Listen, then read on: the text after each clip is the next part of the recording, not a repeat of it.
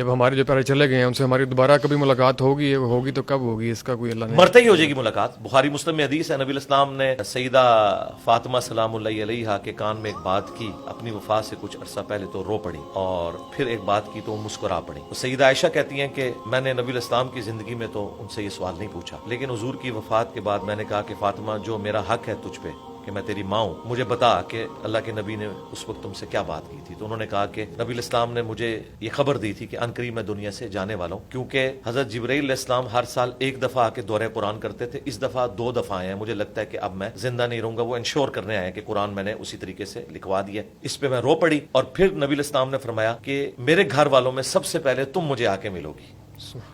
اس پہ میں مسکرا پڑی اور فرمایا کہ کیا تم اس پہ خوش نہیں ہو کہ تم جنتی عورتوں کی سردار ہو. تو نبی الاسلام کی وفات کے 6 مہینے کے بعد سیدہ فاطمہ فوت ہو گئی، صحیح بخاری میں آتا ہے. تو وہ مرتے ہی اپنے والد کے پاس پہنچ گئی الحمدللہ. تو مرتے ہی ملاقات ہو جائے. قبرستان جانے کی سگنیفیکینس کیا ہوتی ہے، اور جو ہم قبرستان اپنے پیاروں کی قبروں پہ جاتے ہیں تو وہاں جا کے جب دعا پڑھتے ہیں تو وہ کیا اس کو سنتے ہیں، کیا ان تک جاتے ہیں، یا ہمارا وہ ویٹ کرتے ہیں؟ اس حوالے سے ذرا رہنمائی فرمائیں. دیکھیں، قرآن حکیم میں اللہ تعالیٰ نے جو اہل ایمان ہے ان کی نشانی بتائی ہے، ربنا اغفر لنا ولاخواننا الذین سبقونا بالایمان، کہ اہل ایمان وہ ہیں جو اپنے سے پہلے جو لوگ مر چکے ان کے لیے دعائے مغفرت کرتے ہیں. تو مرے ہوئے شخص کے لیے دعائے مغفرت کرنے کا حکم اللہ تعالیٰ نے سورۃ الحشر میں دیا ہے. اس کے بعد جنازہ رکھ دیا. بخاری مسلم میں حدیث ہے، مسلمان پہ 5 حق ہیں. ان میں سے ایک یہ ہے کہ جب وہ مر جائے تو اس کے لیے جنازہ پڑھنا ہے، اس میں اس نے دعا کرنی ہے. پھر ابو داؤد میں حدیث ہے، جب اپنے بھائی کو دفنا چکو تو قبر پہ اس کی قبر کے اندر سوالات کی استقامت کے لیے دعا کرو. اور اس کے بعد وہ چیز ہے جو آپ پوچھ رہے ہیں، جو عام حالت میں ہے، یعنی دفنا بھی لیا، سب کچھ ہو گیا، اب جو آپ نے وقتاً فوقتاً جانا ہے. وہ صحیح مسلم میں حدیث ہے کہ جب بھی قبرستان جاؤ تو ان کے لیے دعا کرو، السلام علیکم اہل الدیار من المؤمنین والمسلمین وانا ان شاء اللہ بکم للاحقون نسأل اللہ لنا ولکم العافیہ. سلام ہو تم پہ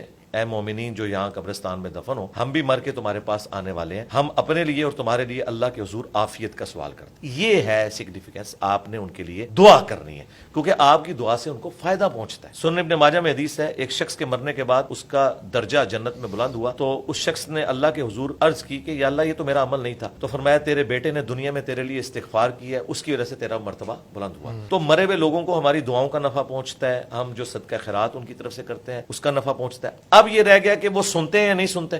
نہیں بھائی نہیں سنتے. ہاں پہنچتا ہے، جی پہنچتا ہے. اگر کوئی کہ جی پہنچتا ہے تو اس کا مطلب ہے سن رہے ہیں، تو اس کا جواب یہ ہے کہ پھر جب پہنچتا ہے تو وہ جواب دیتے ہیں، جی دیتے ہیں، تو ہم تو نہیں سن رہے. تو کہتے ہیں نہیں وہ جواب پہنچتا ہے. بالکل یہ برزخی ہے، یہ ان سین بیریئر. وَمِن وَرَائِهِمْ بَرْزَخٌ إِلَى يَوْمِ يُبْعَثُونَ، ان کے مرنے سے لے کر قیامت تک ان سین بیریئر. یہ جو کمیونیکیشن ہے نا وہ اس فزیکل ورلڈ سے تعلق نہیں رکھتا. ہمارا سلام بھی پہنچتا ہے، ہم نماز میں کہتے ہیں السلام علینا وعلی عباد اللہ الصالحین. بخاری مسلم میں الفاظ ہیں جب یہ تم پڑھو گے زمین و آسمان میں ہر نیک بندے تک تمہارا سلام پہنچ جائے.